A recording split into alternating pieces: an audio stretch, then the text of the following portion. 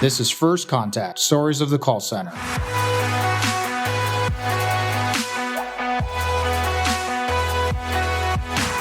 Brought to you by Nobel Biz, your one-stop shop for all your contact center needs, both carrier and software.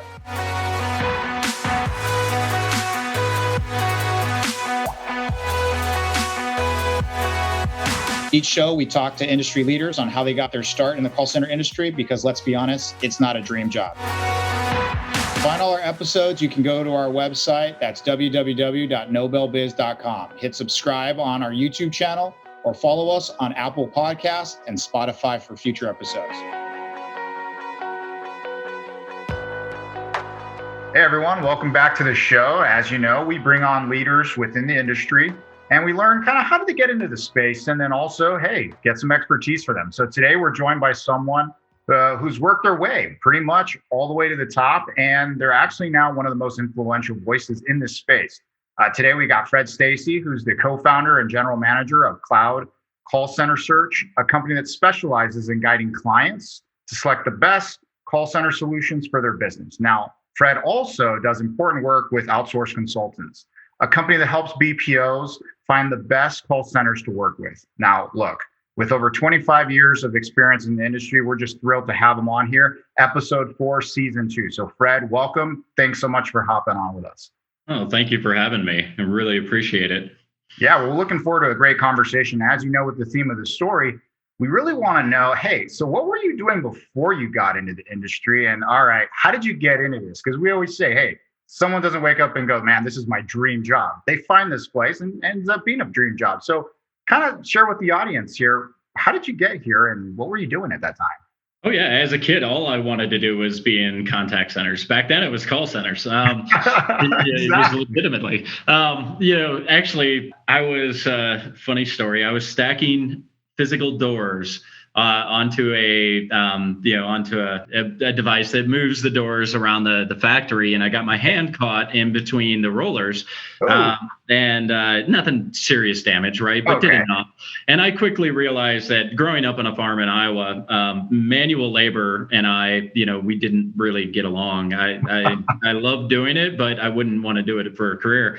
So I needed a job, and I didn't want to do that. And I couldn't lift really anything with my hand at that time. So I went to a call center and got a job as an agent. From there, I got an opportunity because I was good at the sales that I was doing. And I trained some people and realized I hated public speaking when I was a kid.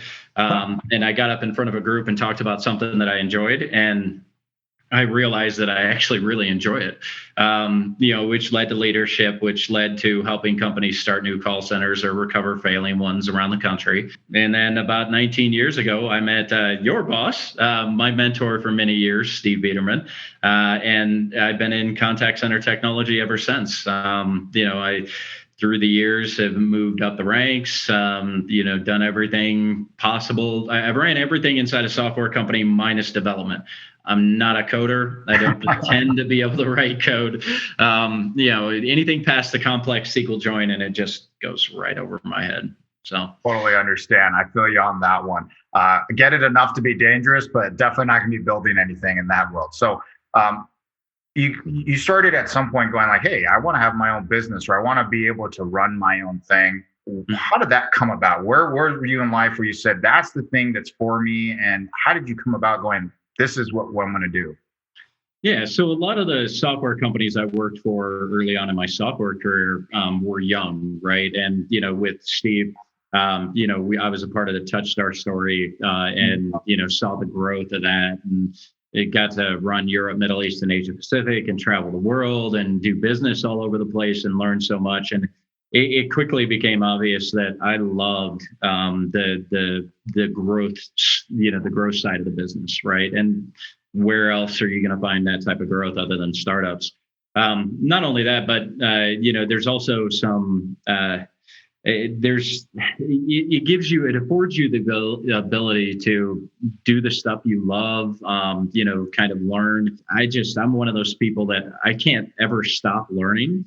The second I do, I'm going to, I'll be in my grave, I think. I just love learning new things and new technologies, new ways of doing business, relationships and mentoring and leader. I mean, I love the whole thing. And there's no real other environment that I know of that you can get that. Totally makes sense. I mean, it looks like you're the true student of the business, right? You're always the student, even when you're teaching, even when you're mentoring, and that's a great thing to have, to be able to share that with others. So let's kind of look at that from the perspective of, the cloud call center search business, right? You've described it as half the time is you're evaluating technology, the other half the time you're talking to call centers, right, and seeing what it is they want. So tell us more about that balance and understanding. So why is it important that you have to do that to make these types of important decisions? Yeah. So, first of all, the world has changed since I came into it. The first, call center system I ever touched was a server that was half my body size and ran 24 agents, right? And back then it was 24 because there wasn't even a D channel and a T1. And for those geeks that are watching this, you'll understand, what I'm talking about. The POTS lines, stuff like that. Anyways, I digress. So today there's, just in CCaaS alone, you look at our landscape in our market today, and there's 120 plus CCaaS vendors in North America. There's 600 plus conversational AI tools, or marketing as conversational AI tools. Let's put it that way. There's all these customers out there that, coming pre-COVID was, 80 to 90% globally still on premise. Post-COVID, I'm hearing numbers around 70, somewhere in that neighborhood. So we made in a very short period of time, we've made a dent, but it's just a dent, really. And there's all these challenges that come to, how do you run run your business full time, run your contact center, focus on your performance, your leaders, and select a technology at the same time. The problem is, we all get calls from every single vendor, and we get inundated with all this information. There's so many vendors in the marketplace. It's so noisy. Everybody is on LinkedIn now, messaging everyone. It's hard to tell for these clients, who should they even be evaluating? And therein, is where we come in. I do literally spend half my time evaluating technologies. Because I need to understand, what's today, what's viable, what's implementable today, and what's coming in the future. Because a lot of times I'll talk through the whole stack of an organization from, soup to nuts, starting at the data, CRM, system of record, through the omni-channel into, ancillary products like WFM, WFO, voice analytics, artificial intelligence, et cetera, et cetera. So I've got to keep my finger on the pulse of the industry, the technology landscape, and where it's heading. And for me, I've got a fascinating, I think I've got a different lens that I look at the market, because I was an agent, because I ran centers, because I built training and engineering programs in software companies. I've done all this stuff, in almost every layer of the industry. I just look at these products differently. And fundamentally, in the end, my number one goal is to make sure that the clients get the right products that fit for their requirements. So that's really, where we land in the market is we're sitting in between, vendor agnostic, in between everybody. And that's not just the tech side and my side, that's outsourced consultants too. Yeah. And so talking about outsourced consultants and making the right decision, right? So they're a BPO advisory firm. They vet call centers around the globe. But what is your role within that organization? And kind of walking through a little bit of what it is they do. Yeah, so absolutely. One of the things, I've known Corey from the industry. He's an awesome guy. Corey Kodlars is the founder of Outsourced Consultants. He started it over 7 years ago. And he built the company around a model that's different. Most of the people in the industry that are work in that realm have, a couple of handfuls of BPOs that they partner with, good friends, people they trust, great companies. But the problem is, in outsourcing, there's never there's never just one right vendor, right? There's, thousands of vendors in the outsourcing market. And he built it off the idea of not just understanding, what the BPOs say they do well, but what they actually do well. So we keep data points and KPI performance on all of our partners. understanding not just we've got all the all the data points like, locations, rates, what verticals they do really well in, all that kind of stuff. But then, there's even more data on top of it. So we really understand the DNA of an outsourcer and where they focus.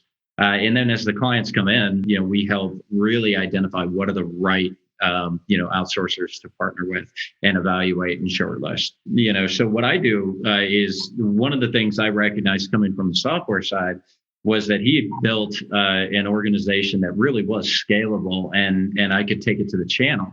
So we took outsourced consultants to the channel, started to build out the referral network, the partner relationships, all the intricacies and nuances. So essentially, we were the first ones to really take a true scalable outsourcing model to the channel.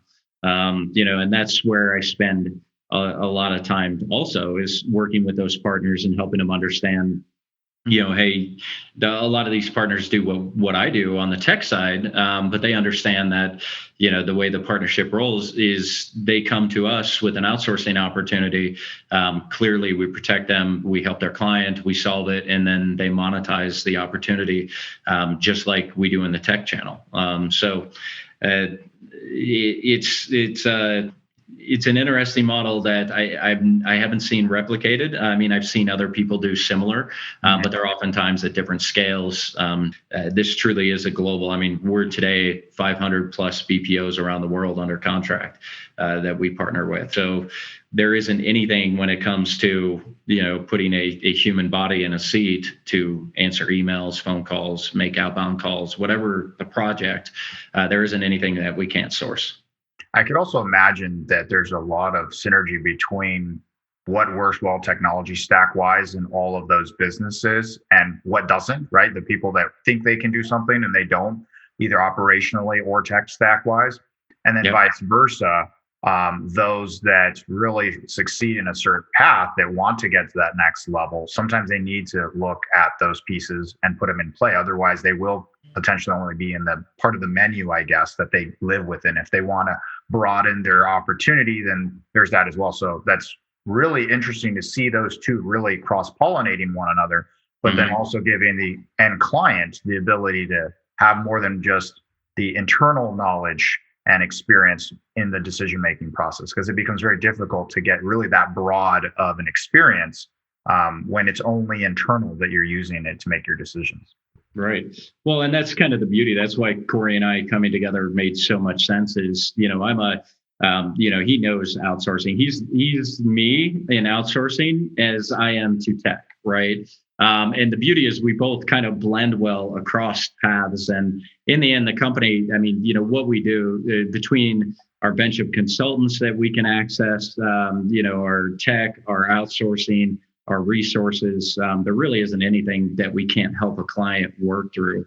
And I think to your point, the world with the cloud proliferation, the outsourcing and technology are the same conversation or becoming the same conversation, right? And I'm actually kicking around an idea of outsourcing as a service, as a kind of a model, and I'm not, it is outsourcing is a service, but right, trying to play off of the whole AAS, that all of us in tech love to grab a hold of, whether it's DaaS or CCaaS or UCaaS or whatever. But I think the outsourcing market, especially with cloud, the average client is going to have their CRM. They're going to have their own CCaaS.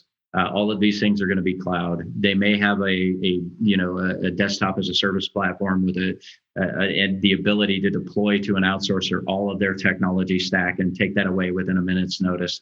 The buyers are becoming so much more sophisticated on the technology side that the outsourcers in the future, I don't believe, will really be supplying anything in a technology stack, and it will all be coming from the first party.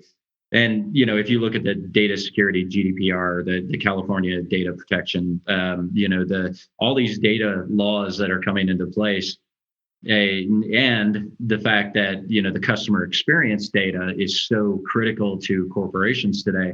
I think it's just silly to believe anything except that the first party organizations are going to own the stack. period. And they're going to push those out to the BPO. So I think it's one and the same, right? You can't talk customer experience without talking tech. And any decent sized company is going to outsource some of their resources. So, what tech are you going to push? Where? How is that going to impact the customer experience? It is. To me, it's becoming the same conversation, just different aspects of it, right? One's delivery and, one's actually the human resource piece of it. Yeah, I couldn't agree with you more. We already see that today, that outsourcers and having a percentage that's material or a large percentage of their business where they are what we call butts and seats, right? They're not leveraging their own technology stack. They're using the technology stack of their customer. Of course, data is a huge one, security, but also just consistency, right? Reporting, visibility, onboarding, ramping down, bringing in new projects, taking away projects, and then also globally managing visibility across who you're using instead of going in between silos. You kind of now have the visibility across everyone you use. And so it makes just perfect sense that companies are going to be doing that. They're going to continue to do that. And I foresee you're right that the end client is going to be dictating the technology. And as that technology doesn't require as many technical resources, they're more operationally friendly to manage, then you won't necessarily need as many people in that particular focus to manage those things. So let's go back to something you said when you were saying, since you've been an agent, you've started at the beginning, you've gone through all these different roles, it's giving you this different lens, right? That you look at when you see technology and its place in the world. So what is one of the biggest things that you could sit there and say, hey, look, this has influenced how I look at this stuff? What would you say that would be? What are the things that you feel that have come with you along for that ride that now gives you that sense of, I understand what that person's been through and why this is important? Anything you could share with us on that? Yeah. So being a buyer, right? So, it's fascinating. I was just having a call this morning with a contact center team. And we were talking about the dynamics inside a center, right? And the reason why the industry hasn't converted to cloud at any significant level and the complexities of, the operation. I mean, running a contact center, you're putting out fires all day long, and we in software think we are sometimes, and it's nothing compared to the volume inside a contact center. The leadership experience of having, there isn't. Some people joke about it being the MBA, the call center MBA program, right? Because you never get that kind of scale of leadership, KPI, performance management, coaching, mentoring that you do, when you've got a couple hundred seats, right, or 1,000 seats, in multi levels of direct and indirect reports. So learning and understanding what they're going through, the struggles of, my board is telling me that I need an AI initiative, I need help, and being able to help them define really. Because again, they've got their day jobs, they've got all these fires to put out, and then now they're supposed to go to a market that has 600 plus conversational AI tools or experts in it. Yeah, exactly. And they're going to somehow magically, through a Google search and an RFP, which cracks me up, going to come down and figure out which one is the right one. And that's why we'll see the acceleration of the Gartner leaders in this industry even more so, because nobody gets fired for hiring IBM, right? And it's so complex. There's so many touch points in the modern technology. It's a big risk to take a chance on a product that's not a Gartner leader. But understanding and helping clients through those talking points of, is your executive team, is the C-suite going to sign off on this because it's not a Gartner leader? If you don't know that question as a buyer, as the one leading the RFP process, you need to ask it. You need to find out and get validation and understand what is the internal buying methodology. And a lot of these changes happen when somebody new at the VP level or the director level comes in and says, why are we still running a premise-based, whatever? And they get the authority to move ahead with something, but understanding the buying process from, themselves as the driver of the RFP and the champion, all the way through their influencers, through their, executive suite champion, all of those details of them helping them understand that process, and that from doing it, there's no other thing that can replicate and give you that kind of empathy to understand what these customers go through when they have to make these kind of decisions. Yeah, and I think it's also important to understand what goes into Gartner, right? For you to get into the quadrants, right, and you to participate. And there's a lot of companies that don't, right? And so some people will use it as a litmus test of, if you're not in this category, then you're not worth looking at. But because of these things that go into what Gartner looks at, there's a lot of companies that may not actually be in the Gartner, but may be a good fit for that use case, right? Because they could be someone just wants a really good predictive dialer. They just want to make a lot of outbound, and the Gartner's mostly focused on having a lot of criteria on inbound, right? And so there's some unique criteria there. So being able to go in and know all those nuances between the businesses, and then at the same time be able to say, okay, well, what's your criteria? What are you doing? And then understanding the buying process, right? You've bought stuff as the user side, so you understand their experience. And I think you mentioned something about AI at the beginning of that, right? You said, well, everyone's like talking about AI. We have this initiative. We need to go get AI. And you say, hey, look, first thing I do, if I'm Fred Stacey, I'm saying, I want to know what your objectives are before you even start talking about putting something in play, right?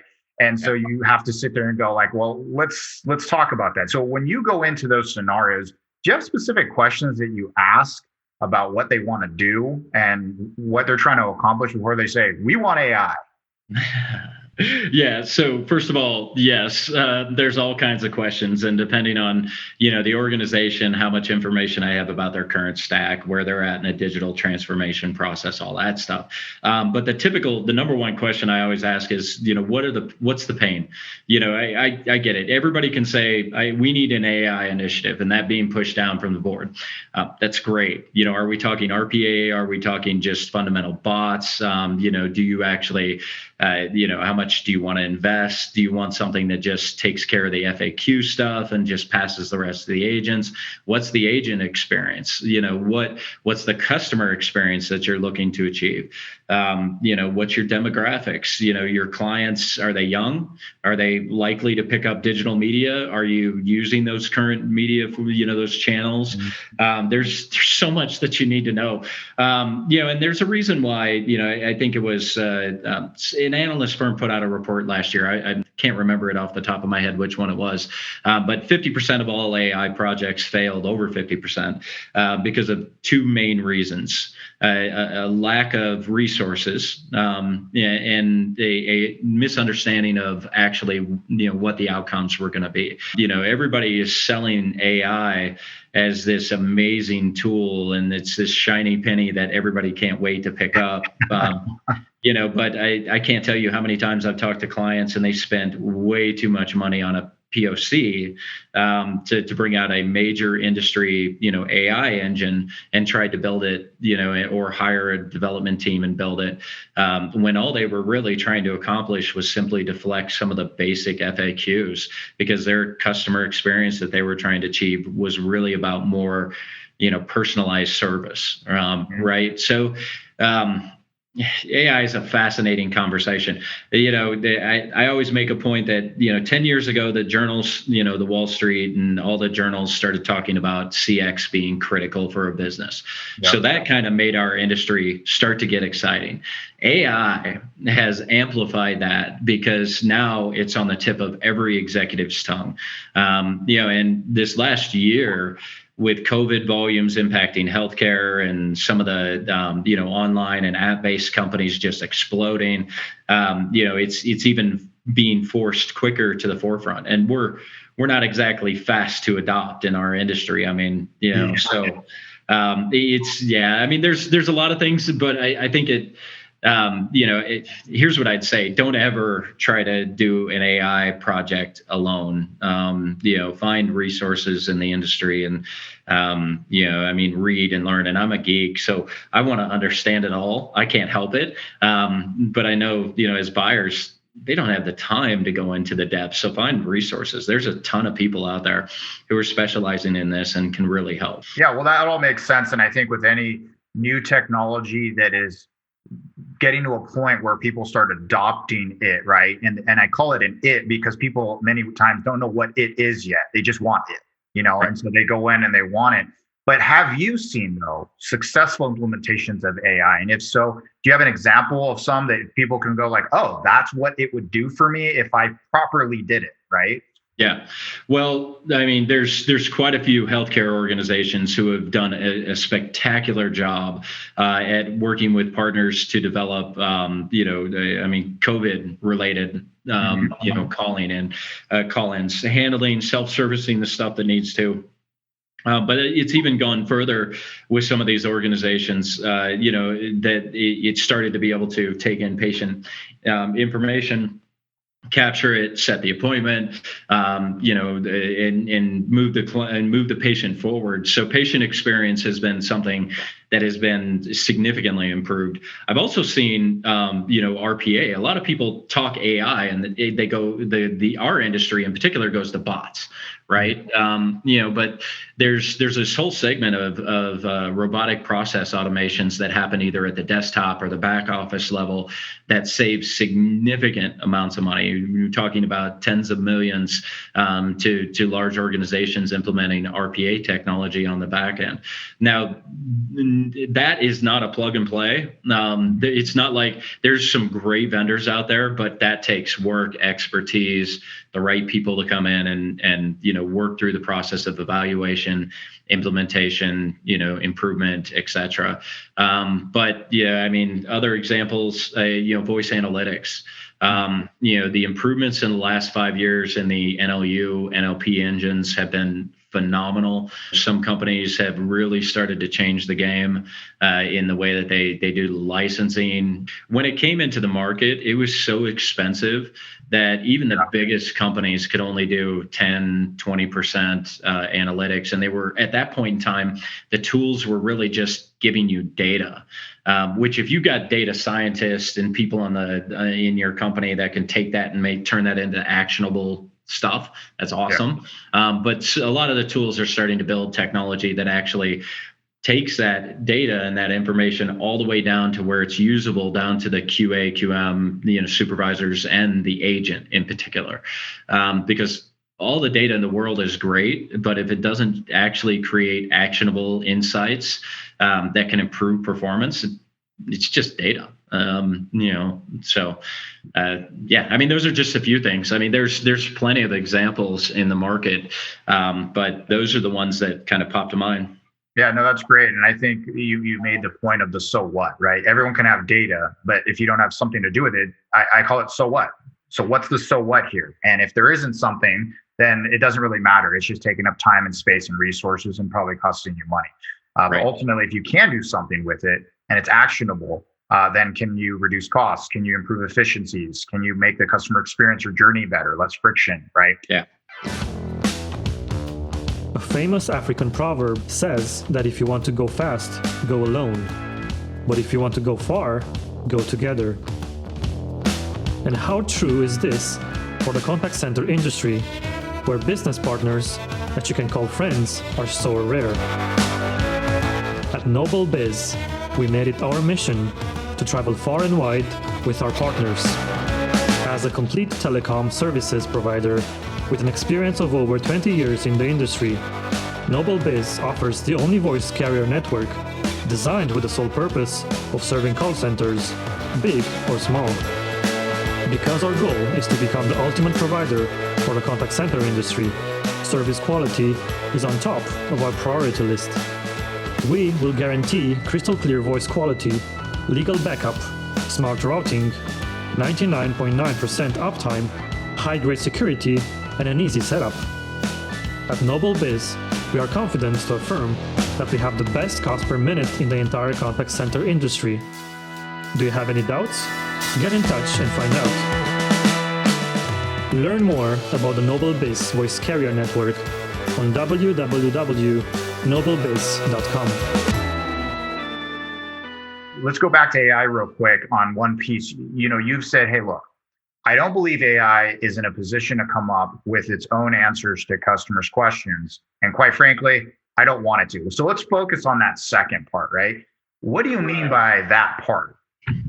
So, I mean, there's all kinds of, you can go out and take a look at Musk or some of the giants out there talking about the risks of AI. I mean, in the end for us, I'm a down to earth type of guy. I like to talk in at the agent level and baseline, stuff. So, what I really mean is, I don't want the AI tools coming up with how to answer clients properly. I think there's a brand, it figures out its voice. It figures out the way it wants to be presented. We spend a lot of time and effort in marketing. We spend a lot of time and effort in training, working on our culture and all those things. The last thing I want is a bot out there communicating in a method that isn't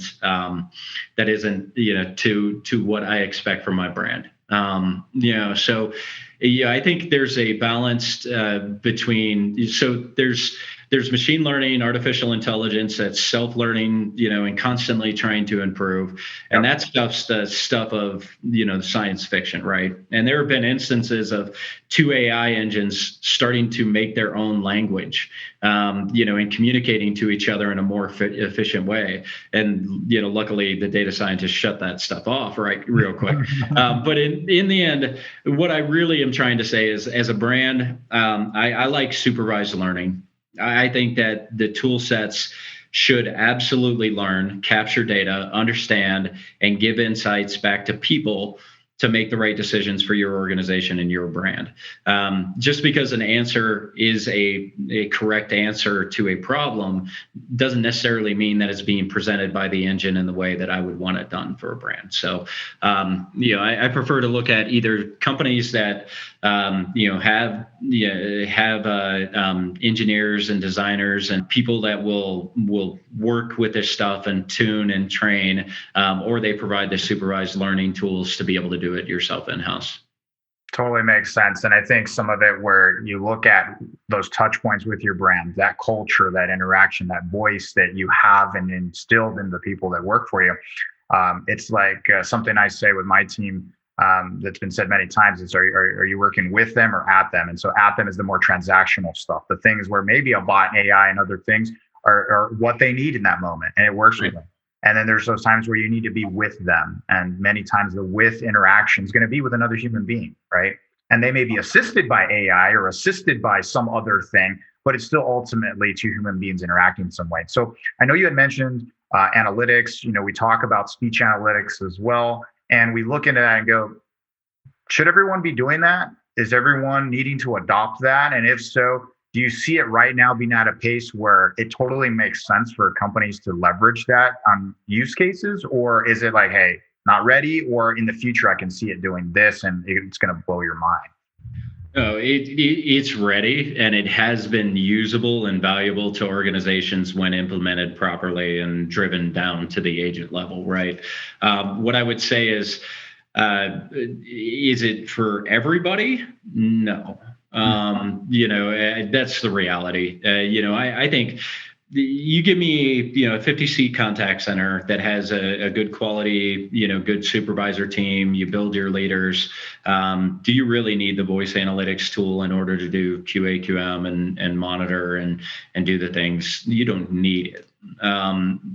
Would it create value if you were a data-driven organization and you're wanting to capture the voice of the customer from from a discussion standpoint and really analyze that data to do other things? Absolutely, I could see the justification. But really, where it starts to become kind of a no-brainer is that 100+ seat environment. Because there's no way you can scale quality assurance, quality management. I mean, the average contact center of that size or larger is lucky if they analyze 1% of the call volume. I mean, usually it's a lot less, which is kind of scary when you think about it, because then you're training and coaching off of what may be a good or bad single instance of a conversation. And is it representative of really what's going on? Yeah, well, and 99% of the time it's not. I've ran a center. I've had QA teams, and they're looking for one good and one bad call. That's what they're doing, and they're purposefully looking for those things to try to identify. Now, to teach them right, they're trying to identify the right things to coach, but you're not getting the consistent behaviors. You're not understanding where are the moments. You're not getting any sentiment analysis, and you get absolutely zero visibility into the actual conversation and being able to mine that data and use. Yep. So. Voice analytics is absolutely viable. I recommend it for any center. Like I said, anything over 100 users. I think there's no way you can possibly scale your quality assurance team, and you're not replacing them. I think this is kind of a misnomer. Everybody wants to replace people with technology because I get it. It's cost savings, right? Yeah. But I definitely don't look at it that way. You still need the human to be able to coach the agents. You still need leaders. You still need QA, QM. You need people to manage that. But at 100 seats, as you start to scale that upwards, the only way you're going to do quality assurance and quality management well and across the whole the whole week, month, quarter, year of an agent and really see them grow is through tools like that. I mean, there's no other way to do it. And the fact that the technology is now more readily available for a lot less than it used to be. I mean, it's a no-brainer. It's one of the easiest ROI cases in technology that we have today. That's awesome. And couldn't agree with you more. Now, obviously, when we talk about technology adoption, things that are becoming more readily available, we've been talking about omni-channel forever. Okay. I still think that there's a lot of people that will say it and it may not mean what they mean, and everyone has a different definition, but I think we're getting closer to that. Mm-hmm. But from your perspective, you're on the ground, you're working with the companies implementing technology, the technology. Can you talk a little bit about what you think omni-channel means today? And then also, are actually anybody implementing omni-channel? Are they really using it, or is it still siloed the way we have seen it for many, many years? Yeah. So first of all, to me, I mean, I always go back to the customer experience to talk about omni-channel. In the end, true omni-channel is the ability to seamlessly switch customer communications, no matter the channel, without any pause or hesitation or loss in data or insights, right?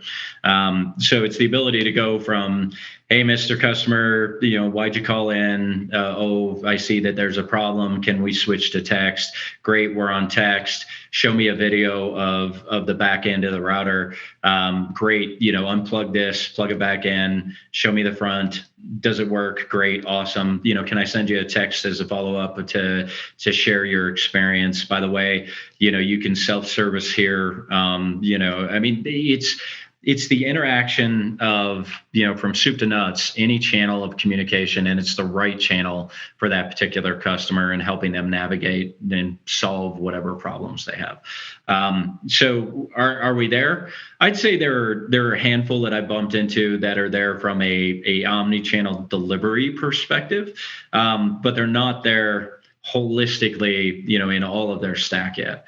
So some people made the leap, and omni-channel has been around forever. I would argue that most deployments right now are multi-channel, because there is no seamless channel switching. There's no data in a lot of instances. The data, because they're alternate tools for different channels, the data isn't being brought back to a data warehouse and normalized and actually structured and leveraged in a way for the business. So, but there are a few. I mean, and I think we're getting better, right? I mean, especially if there's no voice interaction in the in the customer experience, and some of the tech companies today, the app companies, social media companies, you try to find a phone number to call. Yeah, they make it quite hard. Yeah.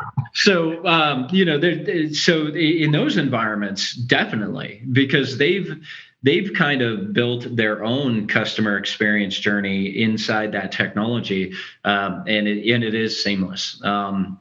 So I think we're getting there as an industry. We're still far from it. It's much like the premise to cloud discussion.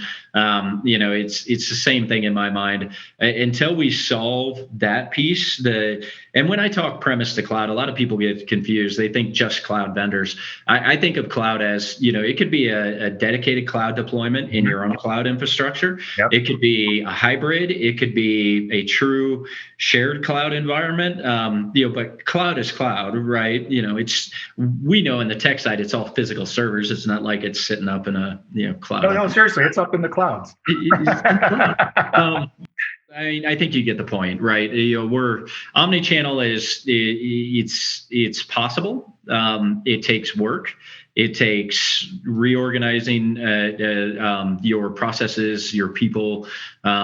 It's just like everything. Any major deployment like this is all about the three pillars: people, process, and technology, and in that order. It may sound weird coming from a tech guy, but people first, process second, technology third.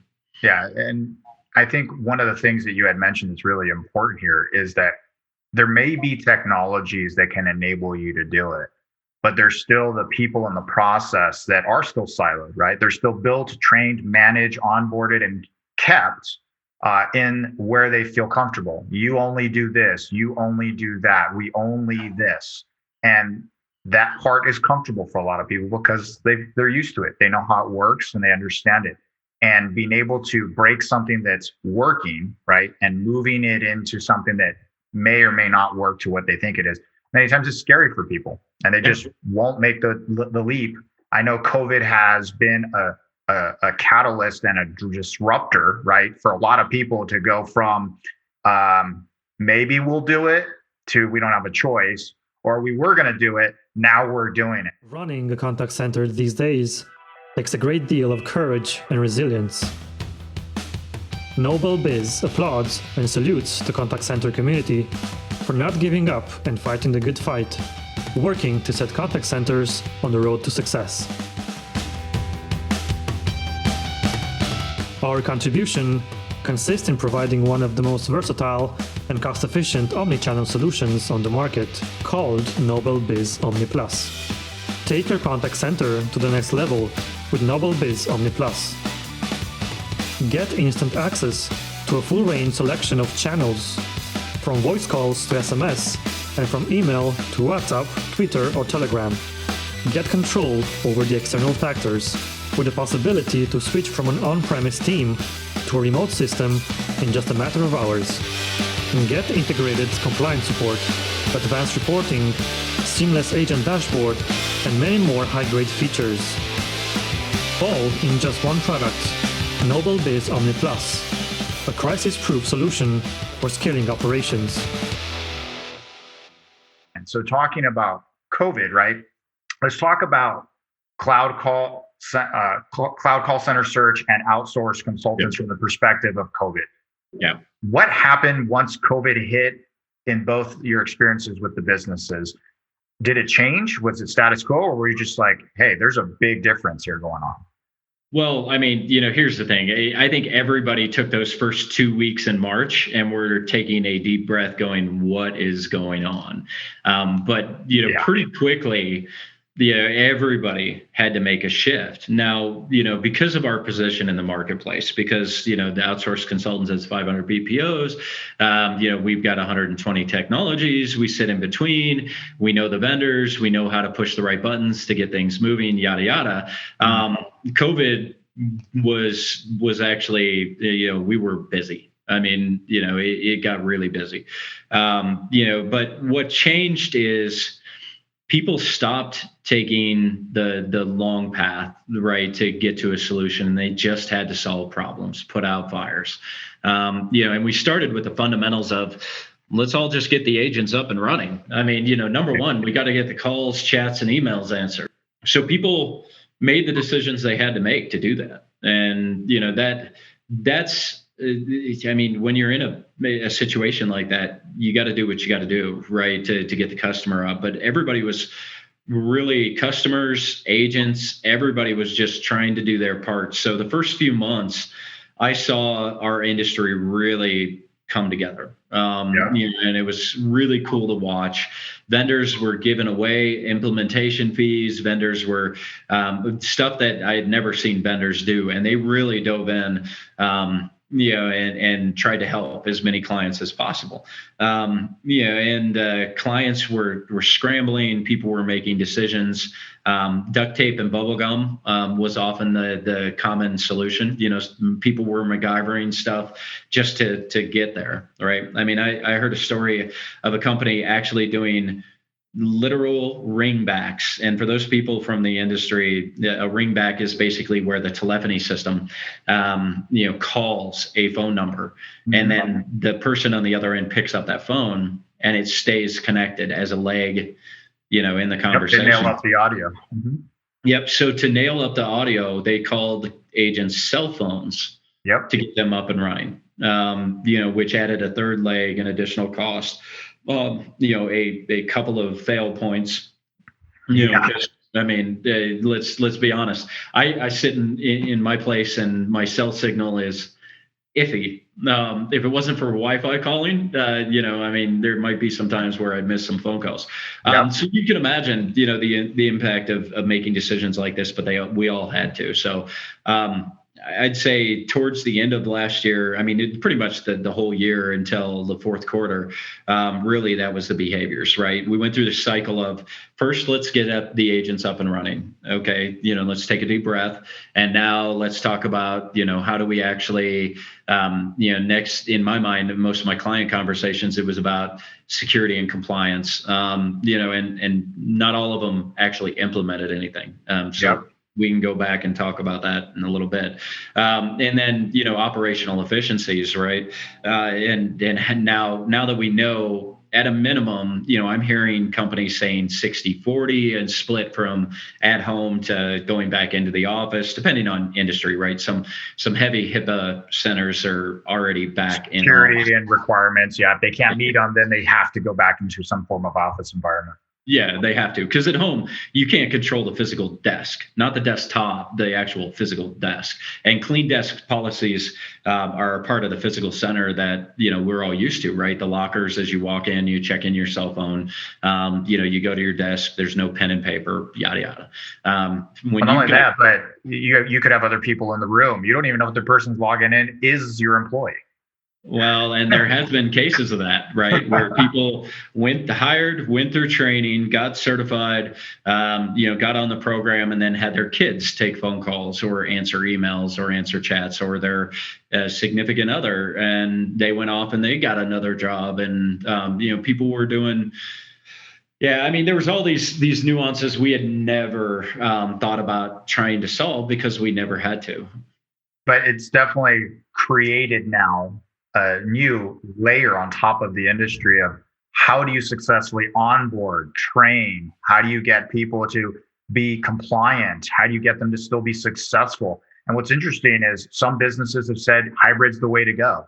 Yeah. The cost for a physical location, access pool of people that we didn't have before, people that are just really good in this space. And then there's the others that, hey, they need the water cooler talk. They need to be able to be in an office in a building. They need to be in a place where it's compliant and they can keep all the things secure. So with that said, where do you see it going, though, going forward? Do you see it still being that 60-40 split? Do you see the industry just very vertical specific? Or do you think now's the new world and there's companies that are saying, forget the office, we're just going to be totally remote?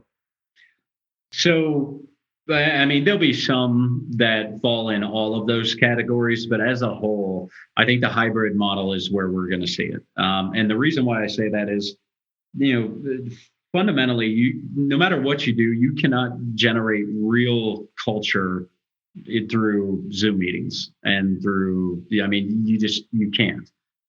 Where trust is built is not within the meeting. It's when you're walking to the meeting, when you're taking lunch, when you're doing those things. And we're already seeing this, and I don't know if this is a trend that's going to continue, but attrition rates domestically in the U.S. are going up. And if you think about it, fundamentally, the agent, their persona, who they are, all the dynamics with the $15 an hour, wage increases coming, There's so many dynamics going on right now that if you're going to get real agent engagement over the long term, and you're going to get long-term employees, which every contact center should be striving for, because attrition is the quickest thing that'll kill your performance. Mm-hmm. If you're going to do those kind of things, we have to figure out a way to create an environment where the one thing that agents have always done is built their pods in the center. And when I ran them, I could always tell, because at break times, they'd always be sitting together. They'd be talking. They'd go out after work. They do their things together. We have to figure out how to get some of that back into the model. And we also need to get significantly better at coaching, enabling, our leaders, and people need to be trained in our industry. I've been harping on training since I came into this industry. And it frustrates me because we don't train our agents, but even worse, we don't train our supervisors, our leaders, the mid-level management. Every time I did a reset or a recovery on a failing contact center, I'd bring in new supervisors because, quite frankly, they're the people on the floor, the people that interact with the agents have the greatest impact to performance, period. Mm-hmm. And if you figure out how to get them to coach, mentor, motivate, work with the agents really well, you'll have a great performing center, as I said earlier. I think we're just going to have to get better all the way around. The good news is we will reduce some cost on physical premise, right? As soon as our leases are up, we'll start, getting that money back. But every bit of that money is going to have to be spent on technology, because there is no way you can run a true at-home model, or even a hybrid model, without some forms of technology to engage the agent, to do ongoing training, to provide them the solutions they need on their desktop, and to create the customer experience that you're expecting. So, couldn't agree more. Fascinating.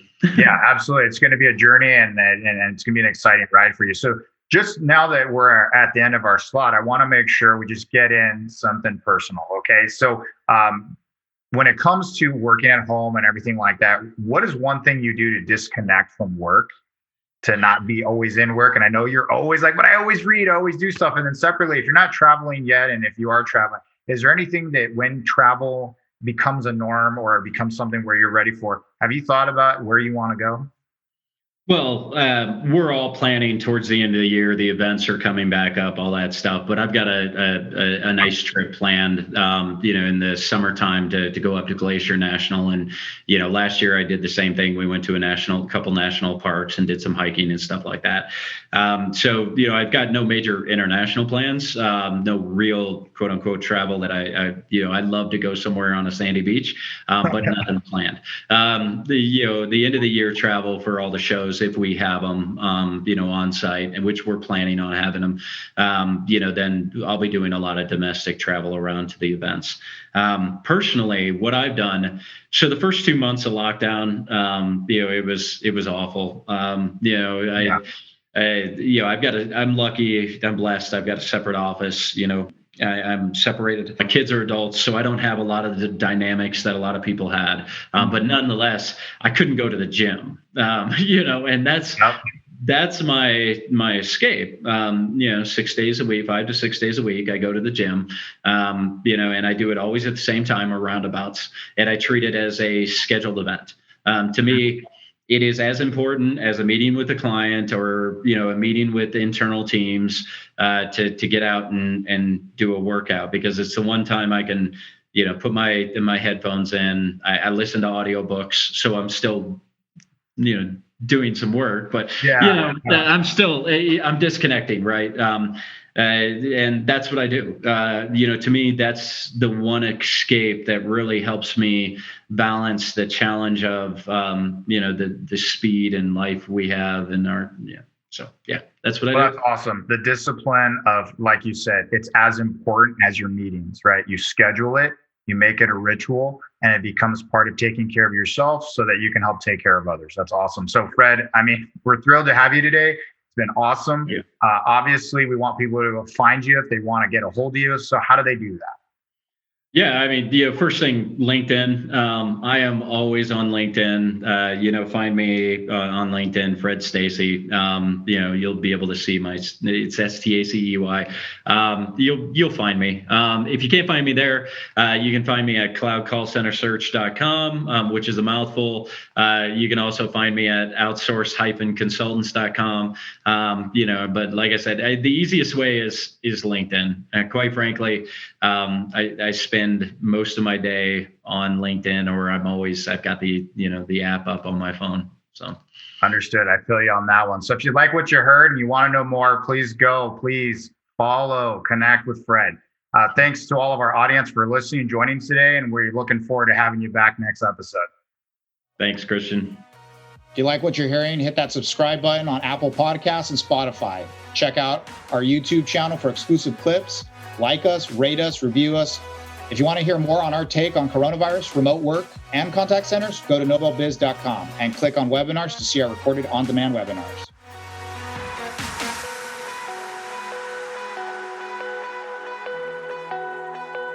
Thanks for listening to First Contact Stories of the Call Center. My name is Christian Montez, and we'll be back soon with our next episode.